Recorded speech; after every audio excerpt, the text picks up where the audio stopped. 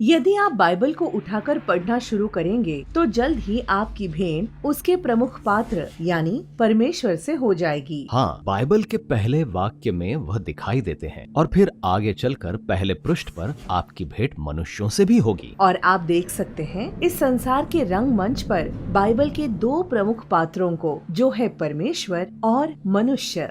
पर ये पूरी तरह से सही नहीं है। वास्तविकता तो ये है कि बाइबल में मनुष्यों और परमेश्वर के अलावा भी अन्य पात्रों का एक विशाल समूह है। जैसे कि मेरा मतलब है ऐसे किरदार जिन्हें इब्रानी धर्म ग्रंथों में एलोहिम कहा गया है। स्वर्गदूत, शैतान, दुष्ट आत्माएं, ये पूरी कहानी में पाए जाते हैं। सही कहा, आत्मिक प्राणी। सच कहूँ तो मुझे कभी भी समझ में ही नहीं आया कि इनके साथ क्या किया जाए। सब कुछ बहुत विचित्र सा है।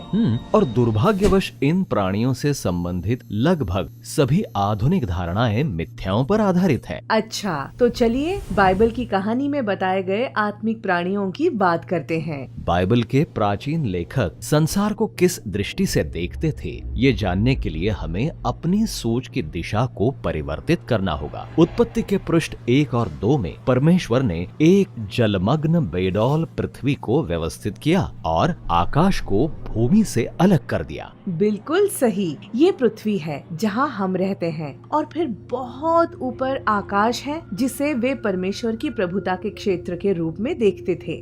परंतु बाइबल में ये दोनों स्थान अलग नहीं है, वे एक दूसरे पर छाए हुए हैं। और वास्तव में संपूर्ण बाइबल में अदन की वाटिका का वर्णन एक ऐसी ऊंची पहाड़ी वाटिका के रूप में किया गया है जहाँ पर स्वर्ग और पृथ्वी एक है। बढ़िया। तो ये है संसार। अब इसे कुछ प्राणियों की आवश्यकता है। परमेश्वर सबसे पहले सूरज, चांद और तारों की रचना करके उन्हें दिन और रात पर राज्य करने के लिए नियुक्त करते हैं। आपका मतलब आकाश के वे विशाल जलते हुए गैस के गोले? हाँ, हम उनके विषय में ऐसा ही सोचते हैं, परंतु बाइबल के लेखक दूसरे प्राचीन लोगों के समान ही इन्हें बहुत ऊंचाई पर चमकने वाले शानदार आकाशीय प्राणियों के रूप में देखते थे।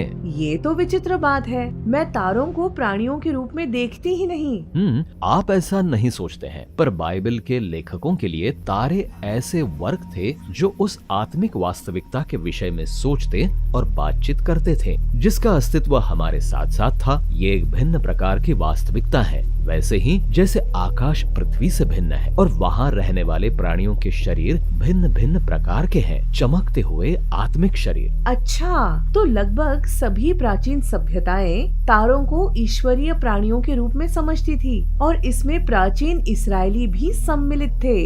परंतु बाइबल के लेखकों ने ये स्पष्ट किया है कि ये प्राणी परमेश्वर नहीं है, बल्कि ये तो परमेश्वर की केवल छवियां हैं। इनका तेज और उच्च पद सृष्टिकर्ता के तेज और पद को प्रतिबिंबित करता है और उनका अस्तित्व उसके अभिप्रायों को पूरा करने के लिए है। इसीलिए तारे प्रतीक हैं उन प्राणियों के जो परमेश्वर के स्वर्गीय कर्मचारियों के दल के समान हैं। ये सही है। तो आइए पीछे चलते हैं, क्योंकि जब परमेश्वर ने स्वर्गीय प्राणियों को नियुक्त किया तो उसने एक अन्य प्रकार के प्राणी की भी नियुक्ति की, मनुष्यों की।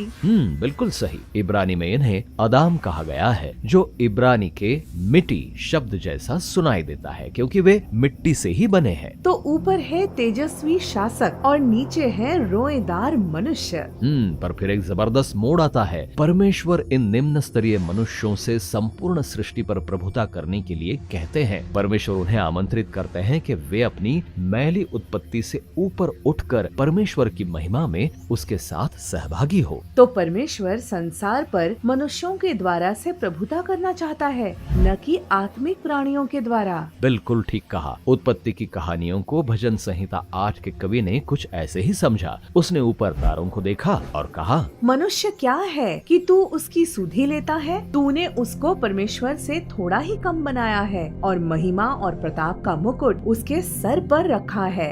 ये है मनुष्य जाति की ऊंची बुलाहट कि वे परमेश्वर के प्रेम और सामर्थ्य में होकर सृष्टि पर प्रभुता करें। बहुत बढ़िया। पर हर कोई खुश नहीं है। हमारा परिचय एक ऐसे आत्मिक प्राणी से कराया जाता है जो नहीं चाहता है कि मनुष्य प्रभुता करे। वो उन्हें छलता है ताकि वे ये सोचने लगे कि उन्हें अपनी ही शर्तों पर ईश्वरीय सामर्थ्य मिल सकता है। वो धोखा खाते हैं और इस मौके का उपयोग करते हैं। परिणाम स्वरूप उन्हें अदन की पहाड़ी से निकाल दिया जाता है और वे निर्वासित विकसित होकर पृथ्वी पर भटकते हैं और फिर मिट्टी में मिल जाते हैं। ये सांप तो बुरा है। हाँ, और जब आप आगे पढ़ेंगे तो जानेंगे कि वे एक ऐसे आत्मिक विद्रोह का हिस्सा है जो अदन के बाहर भी मनुष्यों का पीछा करेगा और यहाँ से परिस्थितियाँ बिगड़ती चली जाती हैं। मनुष्य अभी भी प्रभुता करने की लालसा रखते हैं, इसीलिए वे एक नई योजना बनाते हैं। हाँ, और बाइबल में इसे बेबीलोन कहा गया है। यह अदन विरोधी है, जहाँ मानव और आत्मिक विद्रोही एक साथ मिलकर